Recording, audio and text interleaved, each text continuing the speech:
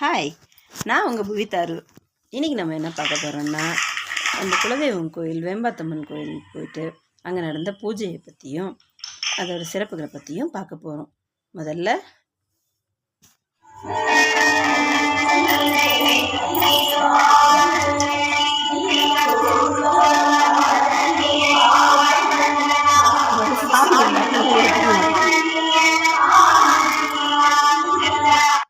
பிள்ளையாருக்கு பூஜை முடிஞ்சதும் முருகருக்கு வள்ளி தேவயானைக்கும் கற்பூரம் ஏற்றி விளக்கேற்றி கற்பூரம் ஏற்றி பூஜை பண்ணிவிட்டு அதுக்கப்புறமா நாம் குலதெய்வமான வேம்பாத்தம்மனுக்கு பூஜை பண்ணுறதுக்காக போயிருக்கோம்.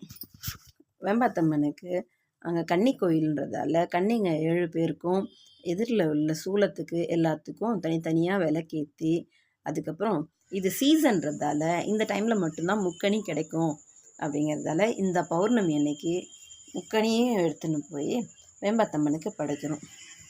அமாவாசை அன்னைக்கு ஆண் தெய்வத்துக்கும் பௌர்ணமி அன்னைக்கு பெண் தெய்வத்துக்கும் படைக்கிறது சிறப்புன்றதால இன்றைக்கி பெண் தெய்வமான வேம்பாத்தம்மனுக்கு மா பலா வாழைன்ற முக்கணியை வச்சு படைச்சி எங்களால் முடிஞ்ச ஒரு சின்ன பூஜையை செஞ்சுட்டு நாங்கள் வந்தோம். இதில் இந்த மாதிரி பூஜை செய்யும்போது குடும்பத்தில் நிறைய நன்மைகள் நடக்கும்னு சொல்கிறது ஒரு பெரிய ஐதீகம். அதனால் எல்லாருமே பௌர்ணமி அன்னைக்கு அவங்கவுங்க பெண் தெய்வமாக இருந்தால் அவங்கவுங்க குலதெய்வத்துக்கு போயிட்டு கும்பிட்டுட்டு வரணும். வந்தீங்கன்னா உங்கள் குடும்பம் நல்லா சிறப்பாக இருக்கும். அதே போல் இந்த வீடியோ பார்க்குறவங்க எல்லாருக்கும் வேம்பாத்தம்மனோட அருள் கிடச்சி அவங்களும் சந்தோஷமாகவும் நிம்மதியாகவும் இருக்கணும்னு நான் எங்கள் குலதெய்வமான வேம்பாத்தம்மனை வேண்டி கேட்டுக்கிறேன். எல்லாரும் நல்லா இருக்கணும், எல்லாரும் நல்லா இருக்கணும், எல்லாரும் நல்லா இருக்கணும். இதோட இந்த சேனலில் இந்த வீடியோ பிடிச்சிருந்துச்சின்னா லைக் பண்ணுங்கள், ஷேர் பண்ணுங்கள், கமெண்ட் பண்ணுங்கள். ப்ளஸ் இந்த வீடியோவை தினமும் பார்த்து தரிசிங்க.